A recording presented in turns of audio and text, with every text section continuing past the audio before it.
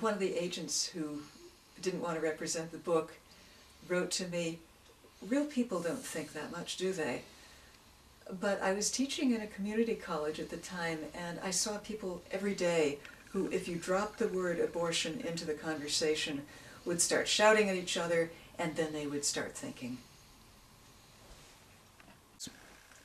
Author and musician Catherine Madsen works by day as a bibliographer and editor. Her piercing political novel, A Portable Egypt, has been called a brave work that avoids easy answers. She's also written The Bones Reassemble, Reconstituting Liturgical Speech, published by the Davies Group, a critique of modern liturgical language. She's also written a cycle of rituals called In Medias Res, Liturgy for the Estranged, and the libretto for Robert Stern's oratorio, Shofar. Her essays have appeared in Cross Currents, The Sun, Tikkun, Signs, and other journals. In A Portable Egypt, Madsen explodes the platitudes and dogmas of both sides of the contemporary abortion debate. The characters are caught in the ethical and emotional friction between religion and civil rights. Their conflicts between belief and desire are painful, ironic, sometimes suffocating, and sometimes outright dangerous. Well, there are four central characters in the book. There's Mim Como, who is compulsively drawn to religion, although she never feels quite at home there. There's Alan Lonigan, an opinion columnist who feels at home only in religion, but that puts him in an impossible position. Sarita Bungi is a dressmaker who is an artist and alienated from religion, but she knows its underpinnings in an interesting way. And then there's Ari Morgenthau, a doctor who doesn't really need religion because he's immersed in compassionate action. So, Catherine, why did you write a novel about the abortion controversy? Well, actually, I never set out to write a novel. What happened was I had this dream.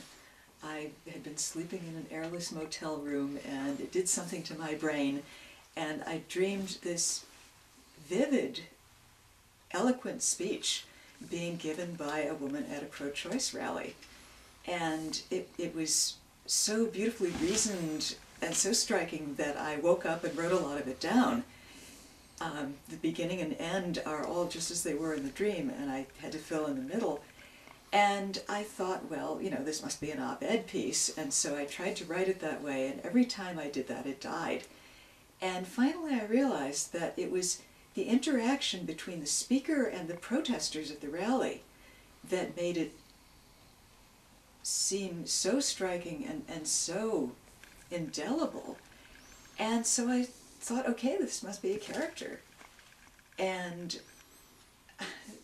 since nobody in their right mind writes a novel in which a character gives an eloquent speech that can't be refuted, I had to complicate things. I had to give her a past and a future and some way to move from one place to another in the course of the book. And where does the title come from? Well, that's actually kind of a spoiler. You really have to read the book. But the Egypt in the title is the biblical Egypt, in which the Israelites are slaves for 400 years and then are brought out into freedom. And Mim is obsessed with Judaism at this point in her life, and so she thinks in those terms. She's also living in the thick of the second wave of feminism, in which reproductive choice is such a central part of women's liberation. And so these two ideas bump up against each other. And she realizes how complicated reproductive choice really is. How can you make choices about motherhood without reference to the father? And how can you decide what to do about these things?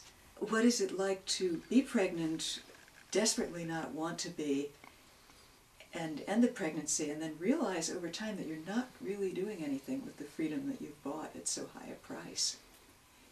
Can you describe more about the price she paid for her freedom and what she feels she should be doing with that freedom?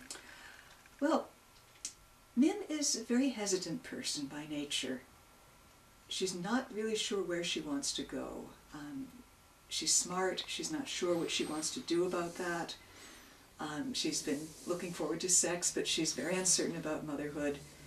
She ends up deferring to her husband, who has very strong Orthodox Catholic views against birth control.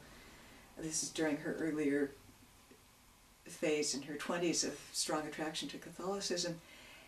And then, having done that, she panics and can't face the pregnancy.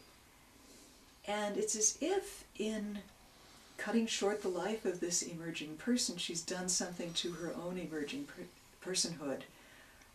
She gets a dead-end job and just kind of stays in it.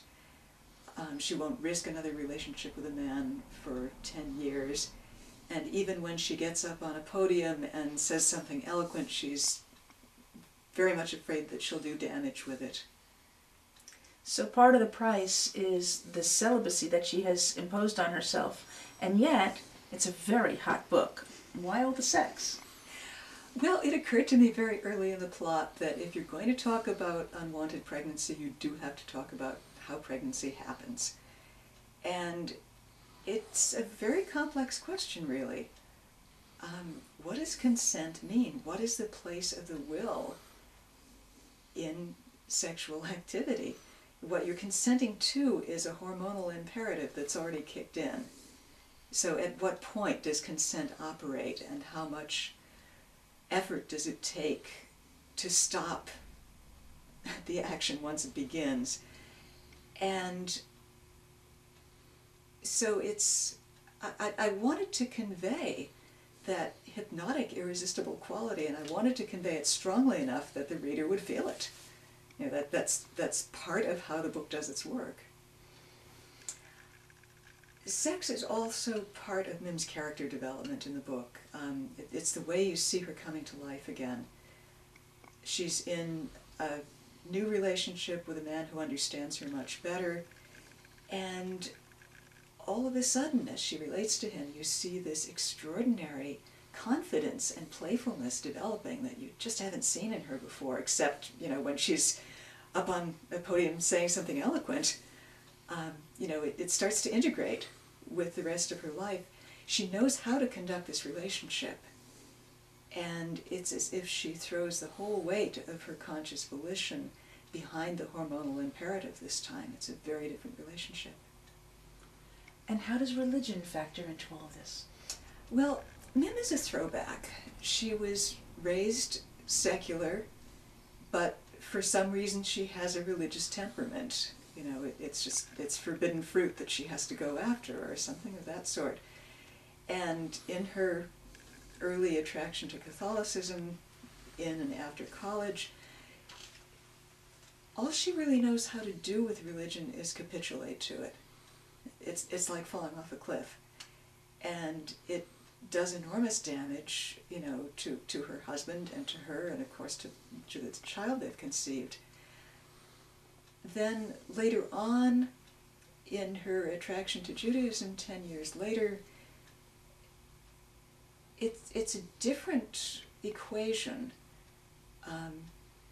There's not this sense that it wants, or, you know, she doesn't have the sense that Judaism wants her capitulation. There's a God you can argue with. There's this irresolvable tension between God and the people, and she finds that very attractive because it does give a place to questioning and ambivalence and all the things that she's been struggling with all this time.